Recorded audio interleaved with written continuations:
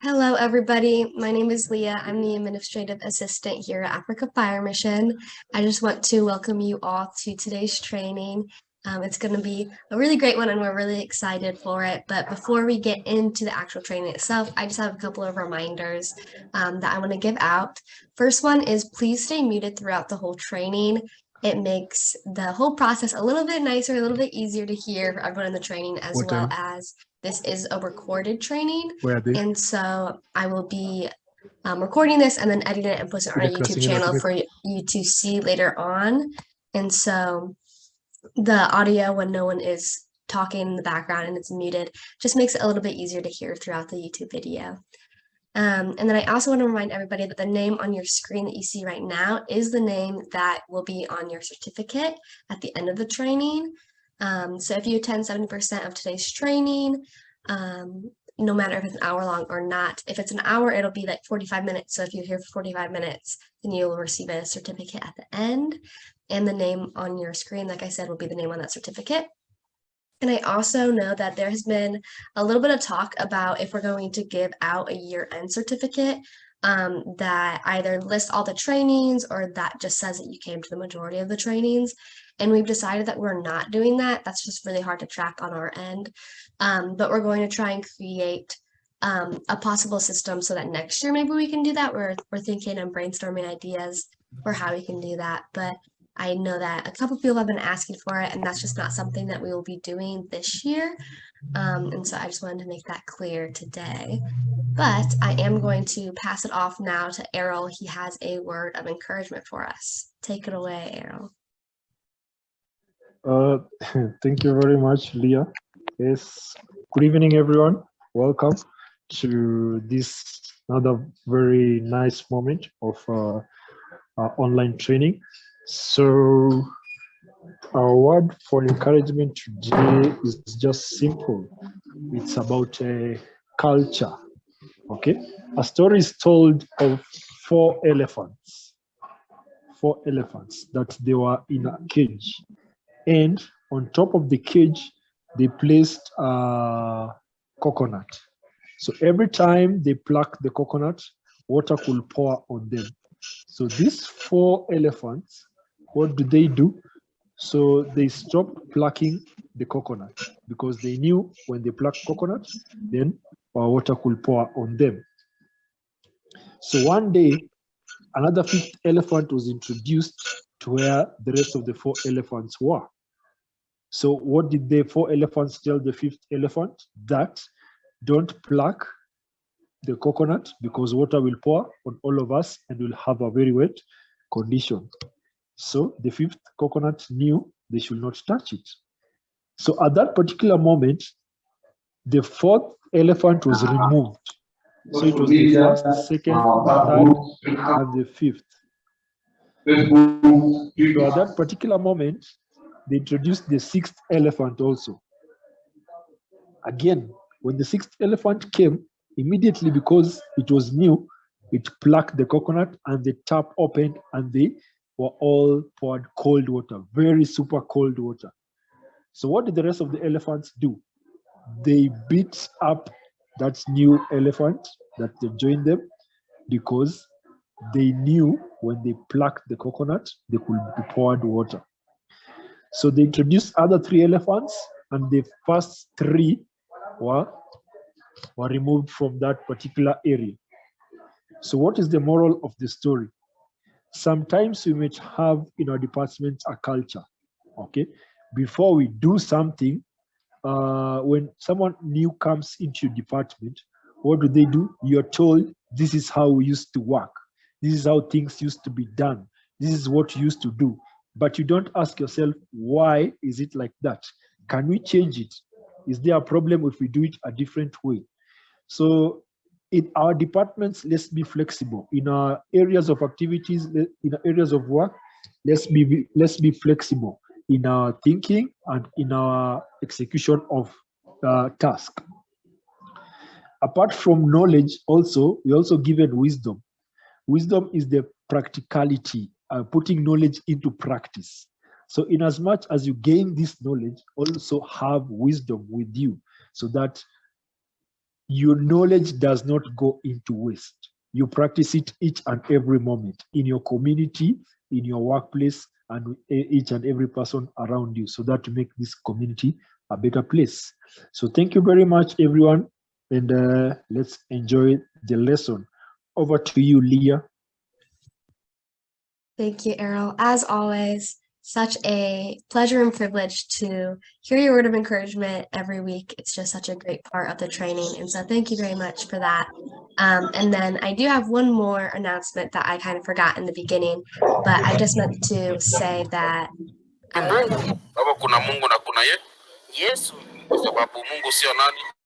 sorry about that. I wanted to mention and let everybody know and remind everybody that this is our last training for 2 weeks. We will be coming back then on January 4th, but we just have a little break for the new year and for Christmas celebration and things like that. But that's all of my announcements. I promise this time I'm all done. And so I'm going to hand it off to Mr. Adelino Polino, and he has a great training for you guys. Good afternoon, guys. Good afternoon. Good evening to other guys, and good morning to those who are waking up. I'm Adelino Alfredo Paulino from South Africa. Yeah, it's good to see that at least 42 participants on the group. I would like to acknowledge all the chief firefighters, all the leading firefighters, and all the senior firefighters, all the firefighters, and all the juniors for coming to this lesson today. You're all welcome. Today's lesson is going to be about interacting with each other, and everybody must be able to interact. So I'm so glad to be part of the training, to be part of an instructor's training today. So the lesson is going to be good, interesting, and then everybody must be able to ask questions. It's not going to take long, maybe 30 minutes plus. And then from there, then we all going to get in and then ask questions. Please, guys, ask questions so that we must be able to learn also. And other guys must be able to hear so that they can go forward also. Understand? Because by not asking questions, nobody's going to learn. And then the job becomes so tough on us. All right. As you know, today is the last, our last chapter, our last educational program. So I'll be presenting as Adelino from South Africa. So this care and maintenance, you guys must always know that by taking care of your equipment, it makes you to work very well, because the moment your equipment are not well taken care of, what's going to happen is when you reach the scene and then the equipment are not maintained, it will end up damaging and then injuring you, including death can occur.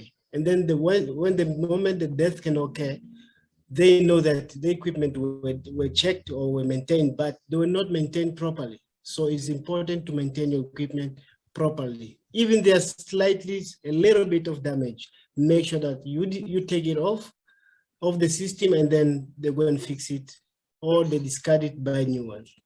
We can move up.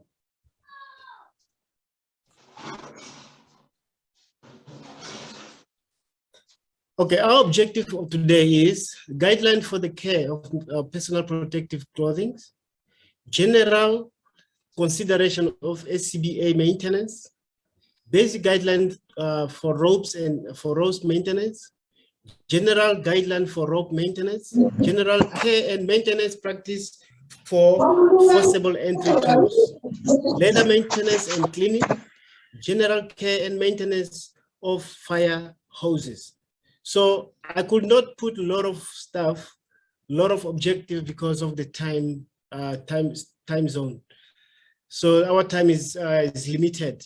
So I just put a little bit of it, and then from there, once I'm done with it, and then we can all interact on it.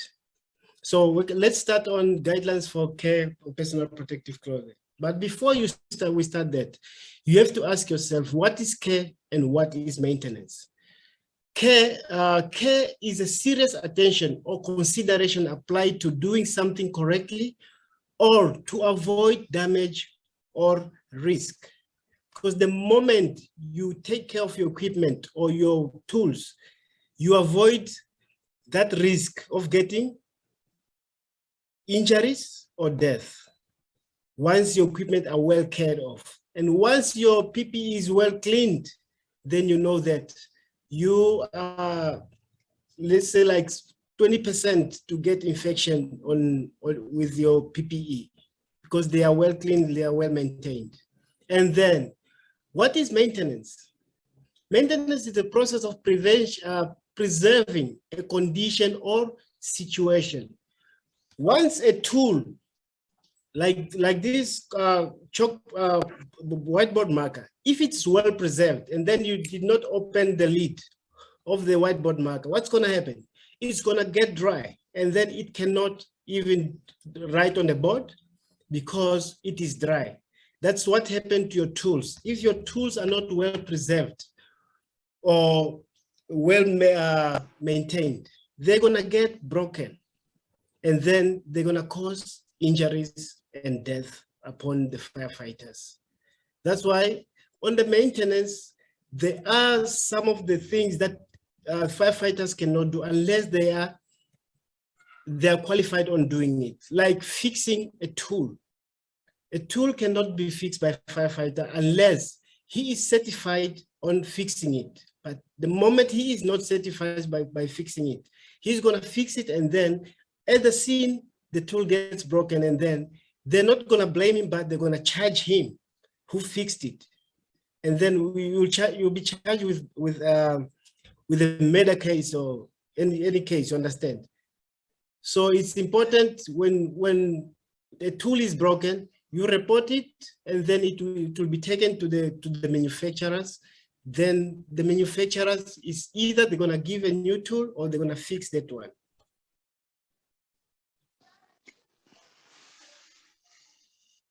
Let's objective 1, guidelines for protective clothing. Protective clothing must be maintained according to manufacturer's specification. If any protective clothing becomes contaminated, it should not be worn until properly laundered according to the manufacturer's recommendation and maintenance procedures. That's why you see on the protective clothing, there's this label here. This label is important. If you observe the label, and then the moment you observe that label there, then you know how to maintain your PPE, because it's important to observe it, and then it's important to maintain your PPE according to the manufacturer's recommendation. If you are going to use bleach on these garments here, the garments are going to get worn out, and then there's protective products on the garments that protects you from the heat, and from there for them not to get infections inside immediately. So the moment you wash it with bleach, you are taking all those protective chemicals on the garment, and then the garment becomes weak. And then the moment the garment becomes weak is the moment everything, all the infectious products, they come inside you, and then they get to your skin. And then from there, you after 5 years, after 3 years, 10 years, then you become infected.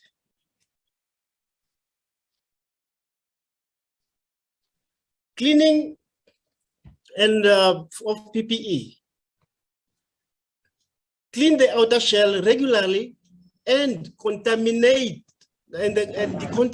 them after interior firefighting.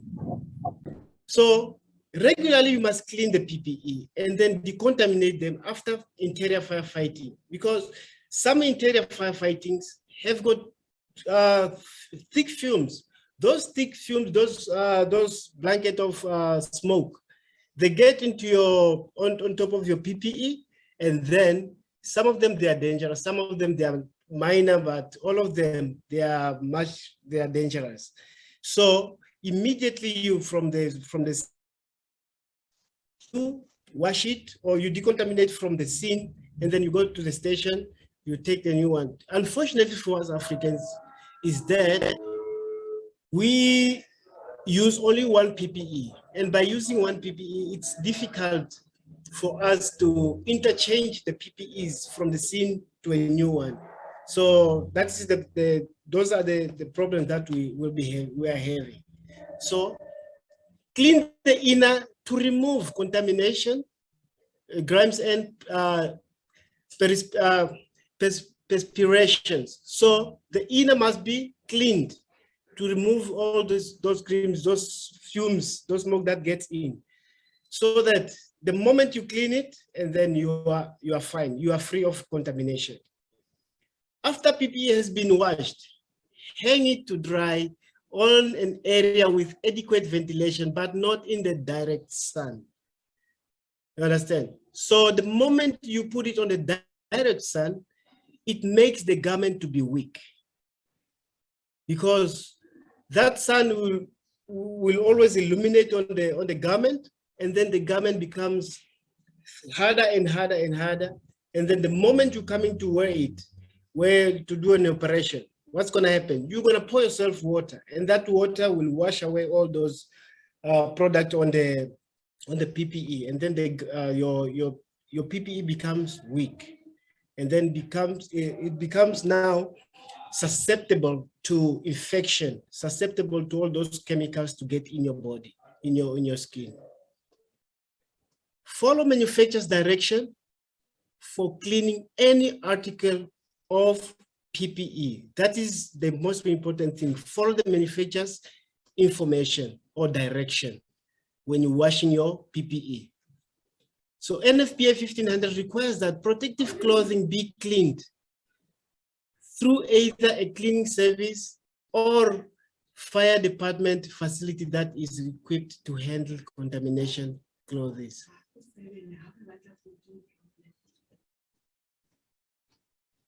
NFPA 1581 further requires that personal protective clothing be cleaned and dried at least every 6 months in accordance with manufacturer's recommendation. So when the manufacturer recommendation says what it says, you must follow what the manufacturer recommendation is saying, because the moment you do your own things, you make now the PPE to be susceptible to anything like heat. It becomes warm faster, and then it burns out. It can burn, because this PPE can obviously burn once you are in a direct heat for a long period of time. But by cleaning it nicely and following the manufacturer recommendation, it will protect that direct heat for not to get inside the garments or to burn the garments faster. So it's important to do your cleaning and maintenance. Helmet. Remove dirt from the helmet, soot from the shell. Remove chemical oils and petroleum products from the shell as soon as possible. Like when you get inside the building, you got your helmet on. Make sure that after an interior operation, you get to the station, your helmet will be having dark particles on your helmet. Make sure that you remove them.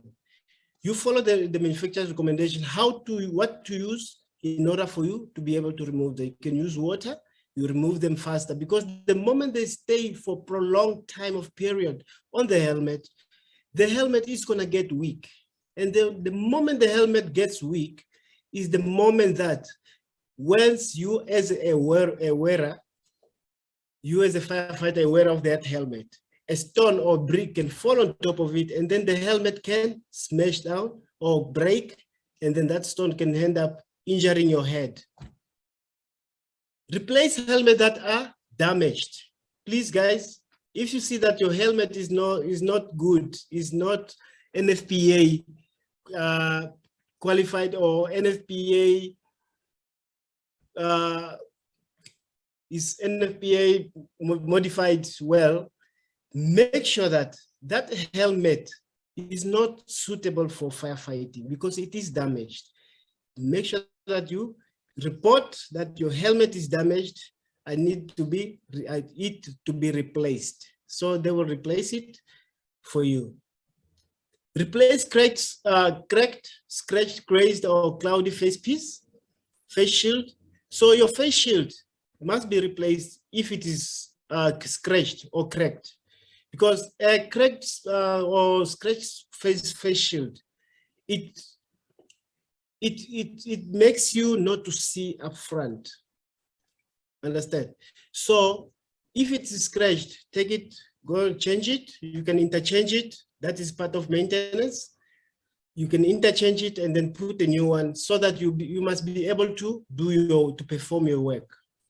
Inspect suspension system frequently to detect deterioration. So your suspension on the helmet, inspect them every time, because you find that sometimes there are some suspensions are already broken. So the moment the suspension is broken, the helmet does not sit well. What's going to happen to the helmet? You put it on, you wear it on, you tie your chin straps, and then what's going to happen? You want to move, then it start moving from your left to right, and then it's not sitting well, and then you become uncomfortable to save someone or uncomfortable to work with it. Consult the helmet manufacturer if the helmet needs repainting. It's important to consult the manufacturer if you need to repaint your helmet, because repainting it does not mean you can take any paint and then paint it. There is specific paint that are painted on the helmet that are not susceptible for heat, because once the manufacturer paints the helmet, it knows that it takes that heat and then absorbs it on the helmet.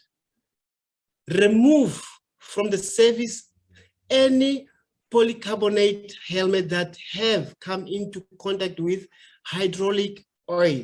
So if a helmet has been in contact with hydraulic oil, polycarbonate helmets, you find that those rescue helmets that you wear, if it's been in contact with hydraulic oil, you remove it from the service because it's now already weak. You cannot use it as a firefighter, because it's going to end up injuring you or putting you into the sixth underground. Oh, that's death. Any question, guys? Okay, carry on. Oh, there we go. On SCBA, we are on objective 2, SCBA.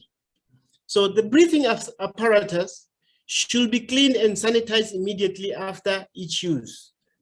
Face piece should be thoroughly washed with warm water containing any mild commercial disinfectant and then rinsed with clear warm water. Dry face piece with lint-free cloth or air dry.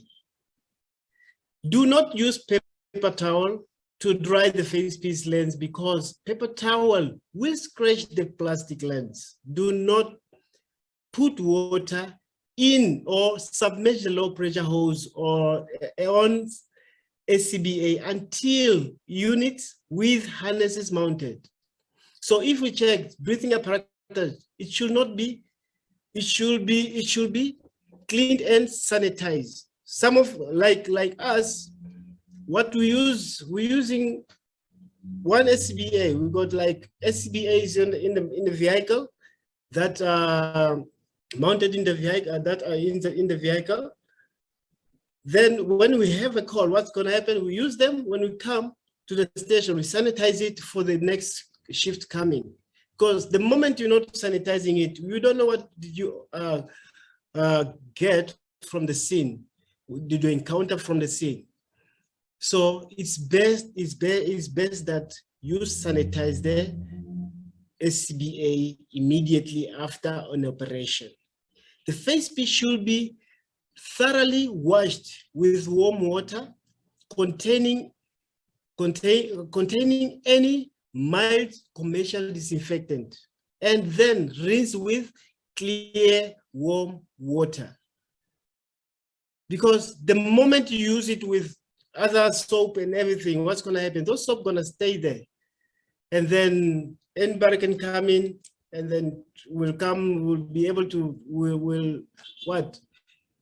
It will come in contact with the guys who's wearing face piece on his mouth, and then it will not be good. So it's better to use it with warm water in order for it to be clear.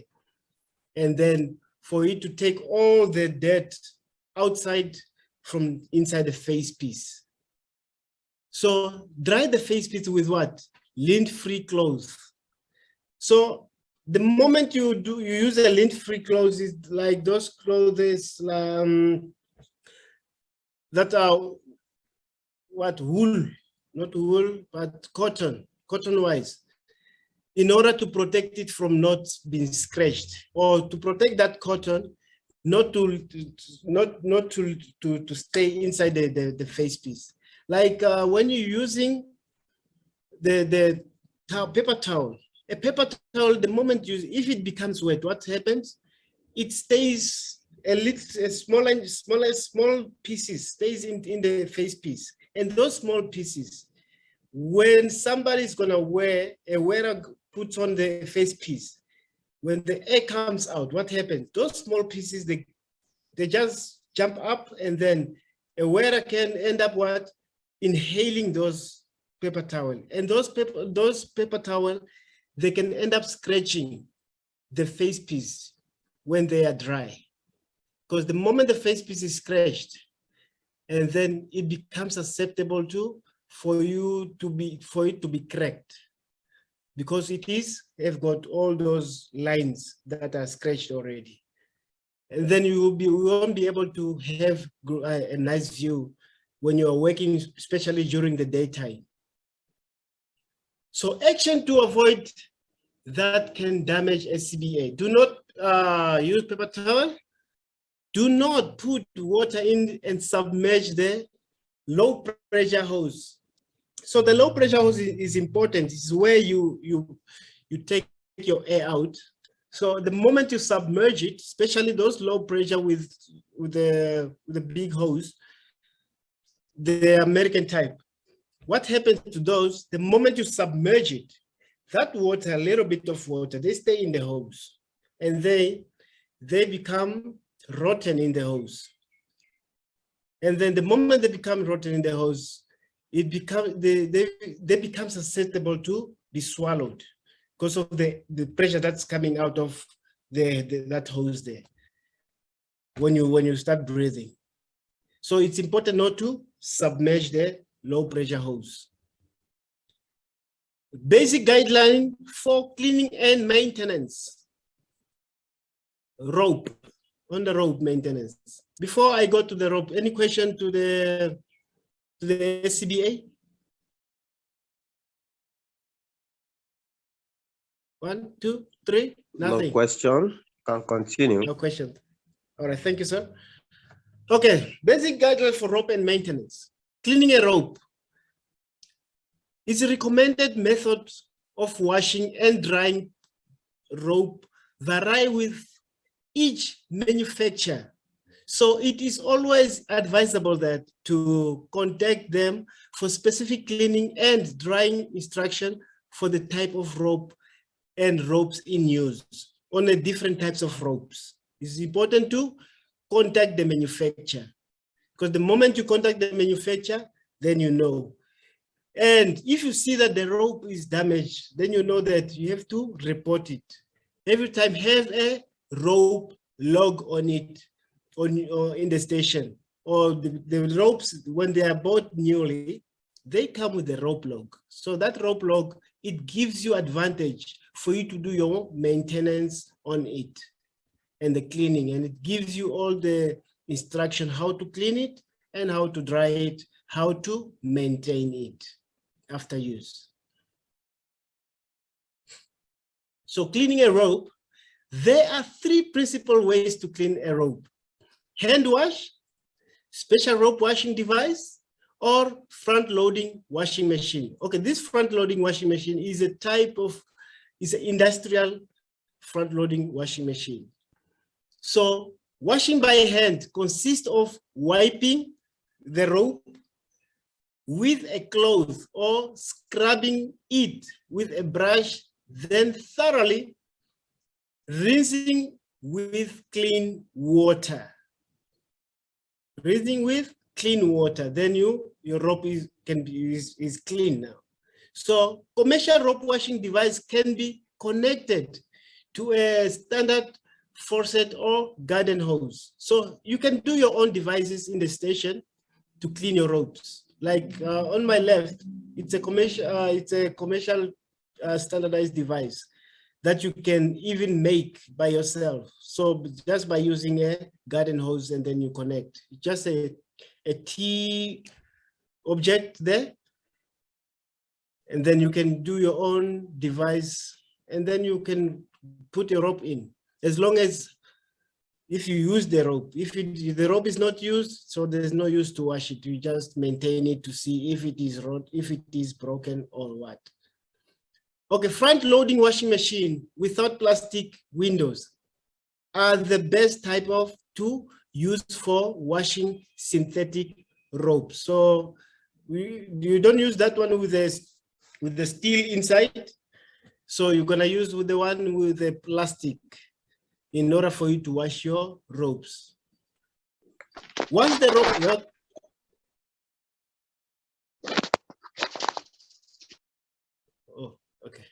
Once the rope has been washed, it should be dried.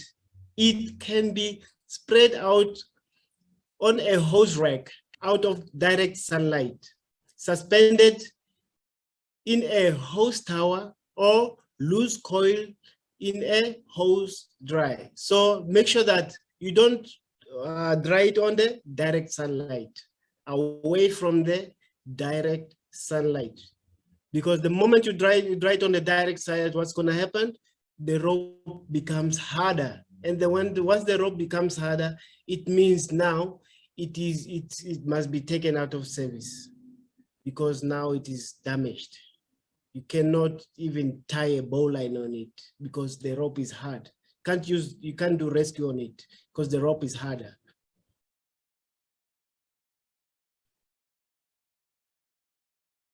Maintenance practice for forcible entry tools. Forcible entry tools.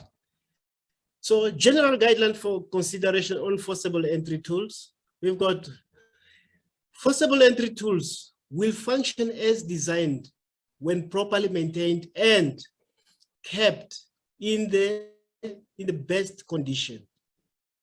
So when the tools are kept in the best condition, they can work properly the way you want to work with them.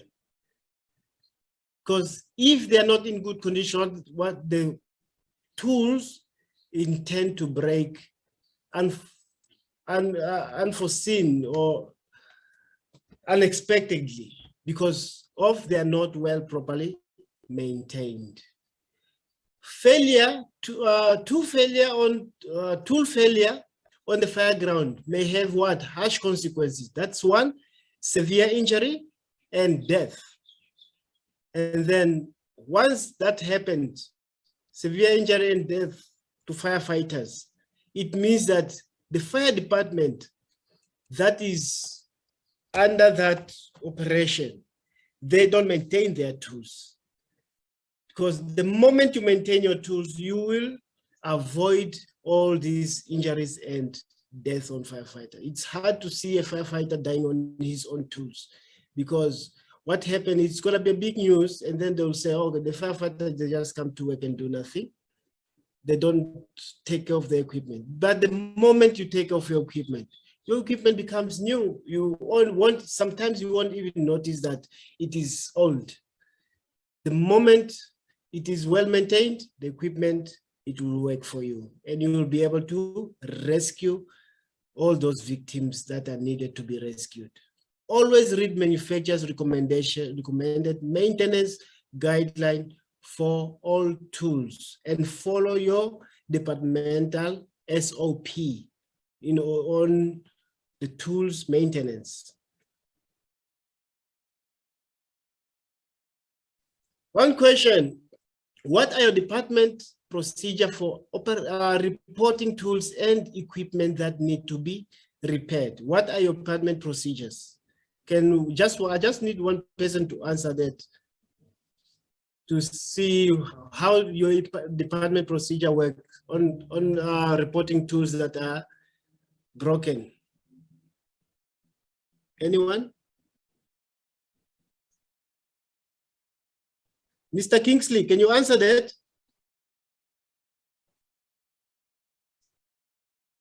Mr. Kingsley? Okay, there. Let me check. Francis Osumo. Can you unmute? Francis? Oh, yes, Mr. Obidum. Samson. Can you unmute, sir? Can I speak? Yes, sir. Yes, sir. Yeah. In my department, if there are reports of tools or equipment that needs to be repaired, the procedure comes from the users. That is, first of all, the fireman that might have broken it, or that observe that it needs to be repaired, we report to the watch leader. Then the watch leader we need to report to his station officer. Then the station officer, we also need to report to the divisional fire officer. Then the divisional fire officer might need to take some action. It might need to go and repair it, or call the manufacturer, or in some other cases, he needs to also report to the controller in charge of the department, so that the action will be taken to repair, to purchase, or to call for the manufacturer, so that there will be replacement. That's the procedure here. Thank you, sir. That's great. I'll carry on. Then the other question will come on when I'm done with the. I'm just about to finish. When I'm done with the chapter.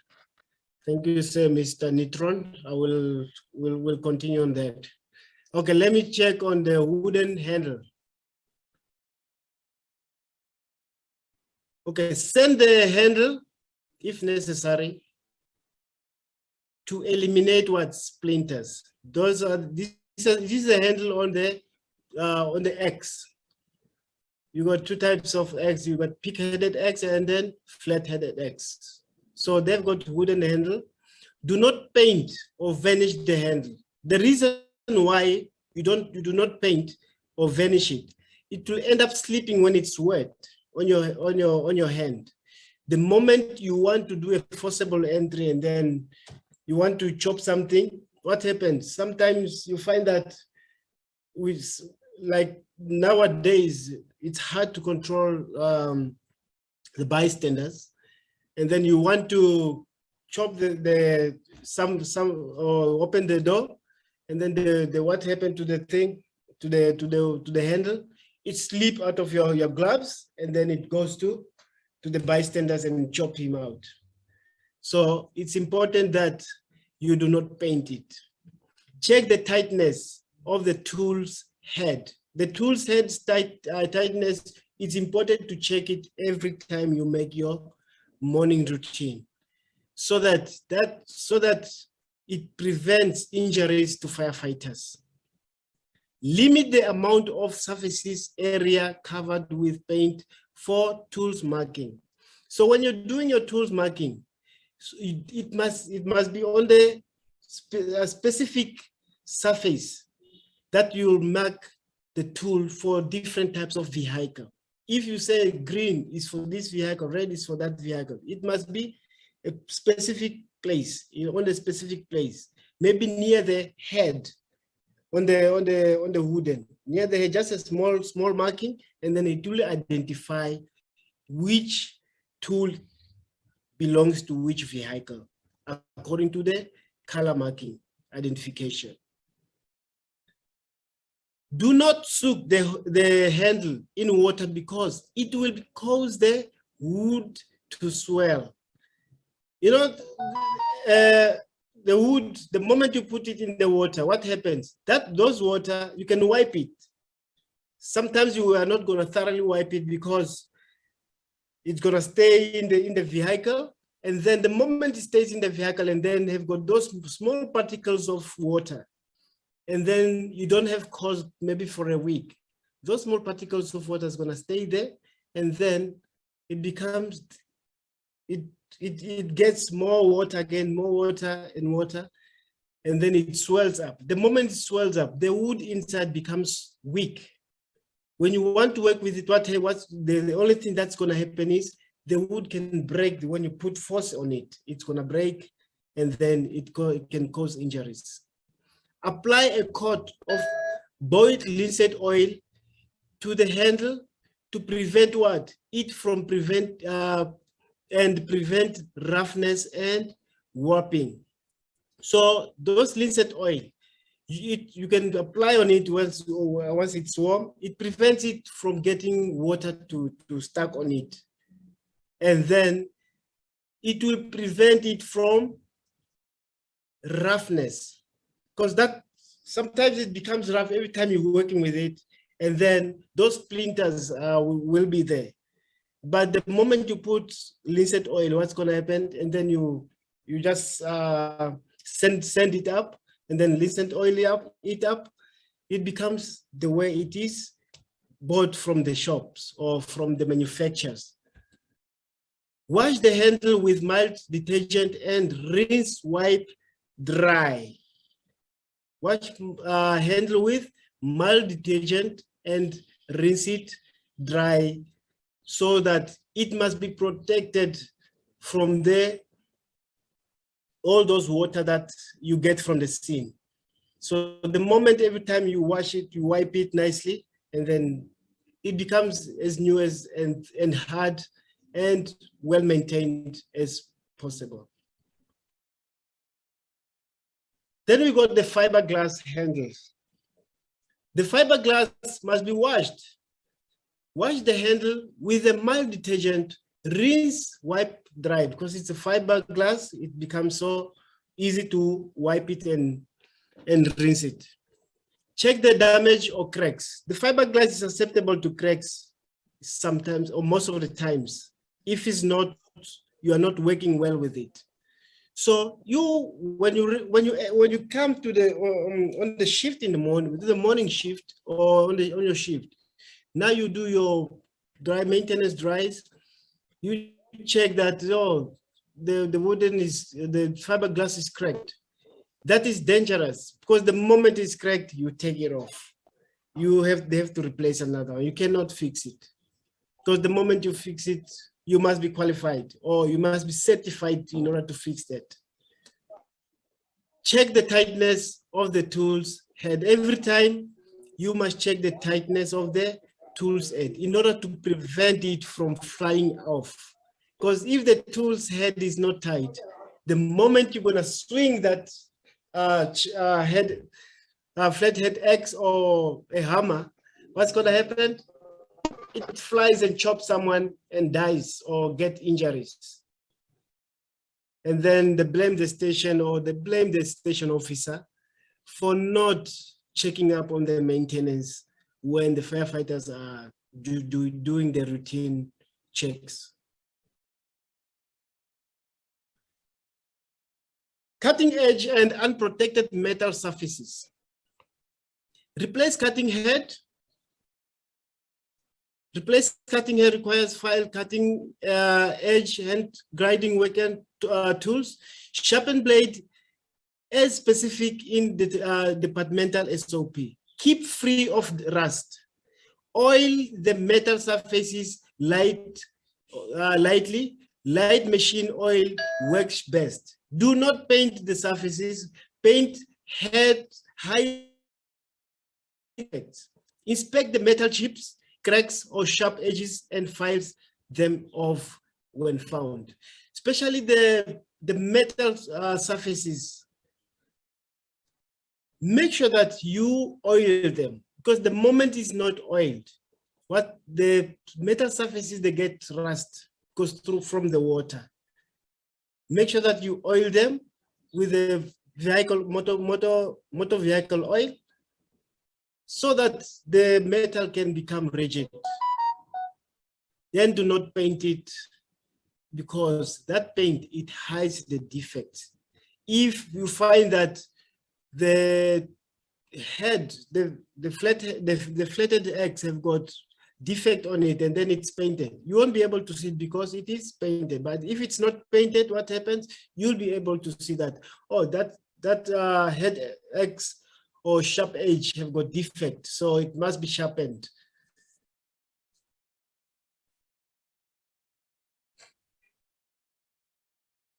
X head, how well the X is maintained directly affect how well it will perform. If the blade is extremely sharp and ground too thin, pieces of the blade may break when cutting gravel roofs or striking nails. Screws in the roof decking of flooring, if the blade is too thick, regardless of its sharpness, it is difficult to drive the X head through ordinary object. Do not paint the X head. Paint hides defaults and in the metal. Paint also may cause what? Cutting surfaces to stick and blind.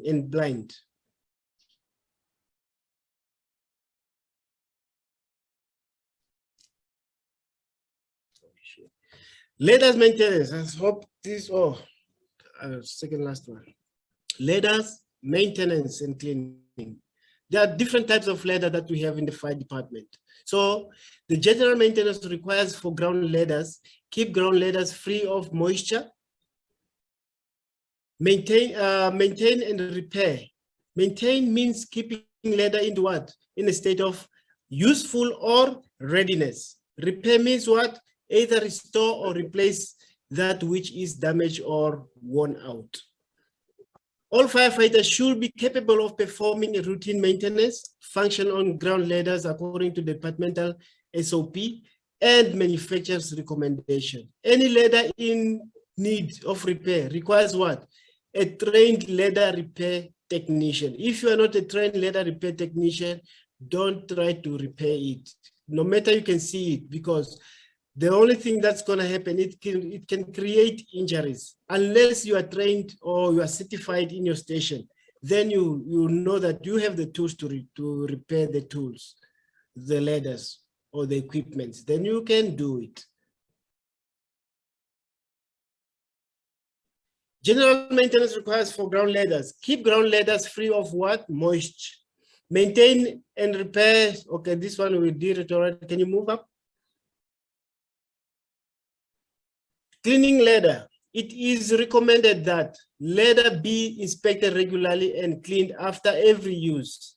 So don't keep the ladders that are used from the coal and then you don't wash them and then put them back in the truck, because what's gonna happen? They're gonna end up rusting inside the vehicle and then hiding all those defects because of the dirt that is on the ladder. A soft bristle brush, running water and most effective for cleaning a ladder. Tar, oil, and grassy residue should be removed with mild soap and water or environmental safe solvent according to the departmental SOP and manufacturer's recommendation. Any time a ladder is wet, whether after cleaning or use, wipe it dry. As they clean a ladder, firefighters should look for damage or wear. Any defect should be reported according to the departmental SOP.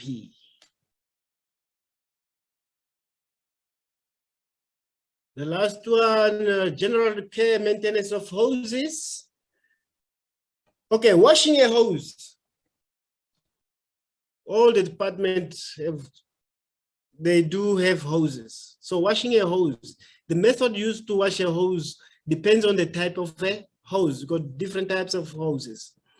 Hard rubber booster hoses, hard intake and rubber jacket collapse hose can be rinsed with clear water, although a mild soap may be used if necessary. Woven jacket fire hose, any dust and dirt should be brushed or swept from the hose. If dirt not be removed by brushing or sweeping, the hose should be washed and scrubbed with clear water and stiff brush in order to take all those dirt out of the hose, because some of the hoses, they're going to have tar, they're going to have oils, they're going to have everything. So you'll be having those SOPs to wash those hoses in order to keep your hoses in a good standard.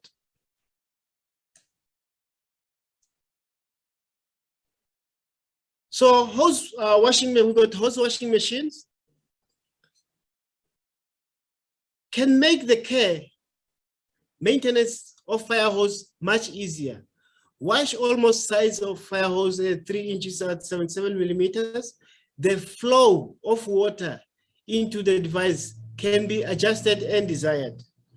The movement of water assists it to in propelling the hose through the device.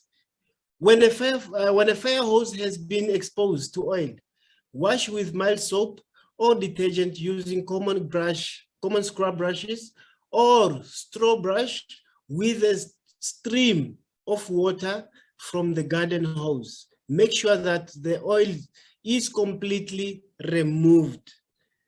Thoroughly rinse the hose with clear water. The moment the oil is not moved, that oil is going to stay on the hose, and then it's going to eat the hose bit by bit, because those chemicals are going to eat the hose. And then that's why you find out that when you pressurize the hose, what's going to happen to the hose? It has bubbles. That bubble, it means that the hose is defected by either some chemicals or oil that was staying there for a prolonged time. Drying a hose. Woven jacket must be thoroughly dried before being reloaded on apparatus. Dry method depends on the types of a hose. Hose should be dried according with departmental SOP and manufacturer's recommendation. Hard rubber booster hose, hard take hose, and synthetic hose, collapse hose may be replaced back on the apparatus while they are wet. No ill effect. These types of hose, you can replace it on the hose, on the apparatus while they are wet. So, but if they have oil, you must brush it, and then you can just store it while they are wet, because they are rubber hoses. Okay, any question? Asante Sana. Any questions, guys? Thank you very much, Asante Sana. Can you go? Oh, no, good. Yes, Ms. Leah, thank you, guys. Any question from anything that you from the maintenance that you learned? Yeah, I have a question. Yes, sir. This is Michael from Migori Fire and Rescue, Kenya. Yes, Mr. Now we've talked about maintenance of tools and equipment in the fire service, but I didn't see clearly the maintenance of the vehicle in terms of cleaning and all the rest. The vehicle itself, I don't know whether there's a standard operating procedure for the cleaning of the vehicle itself. Thank you. All right, sir. Yeah, the cleaning of a vehicle is the same thing like the cleaning of equipment. Apparatus can be cleaned the same as vehicle. So when you reach it after the scene, you can bring the apparatus in the station, and then you clean it thoroughly, you disinfect it, is the same as the tools. Understand, Mr. Michael, is the same as the tools. So I did not put the vehicle on inside on the thing because the slides were too long. Even the time has suspended me a long time ago. So during tea time, maybe I will show you 2 more videos, and then will it be possible, Miss Leah? Yes, and I can make sure, I'll try to download the videos now so I can send them in the group chat on Okay. Zoom. And so that way, if maybe the videos don't work, or if people want to download it themselves and watch it later and save it for later, then we can do it that way, as well as I'll have it posted on our website, hopefully within the next week, that people can access that as well. So I will try to send the videos in the chat, and I can also stay and I will share the videos as well during tea time. But Okay. we will transition into that time right now. So thank you very much for your presentation. It was really amazing. And also thank you everyone in the beginning for hanging tight with me as I was trying to pull it up. My job, you know, I'm usually the one that has it easy, that I don't have to be the one pulling everything up. And so thank you for hanging tight with me in the beginning there when I struggled. But before we move on to tea time, I do just want to remind everybody one last time that this is our last training of the year. And it was a great training to leave the year with. You did a wonderful job, Adelina. So thank you very much. But we will have a 2-week break before we come back January 4th for our next training. But yeah, and that will be also a new Zoom code. So you will not use the same exact link that you use every week to get into these trainings. It'll be a different link next year, but I'll make sure that I send it out, and you can sign up for the new classroom as well. So with all that being said, I just want to thank you all very much for the way that you have helped Africa Fire Mission grow over this past year. It's been so amazing to see how it's taken off and how we now have 61 members, and we had almost 80 members during the training at one point today. And so that is just so cool to see. And so that's all because of you guys. You guys share with your coworkers and with your colleagues and with your community members. You share our Facebook networking groups, and you share the Zoom link. And so for all that, thank you very much. And we can transition into tea time now.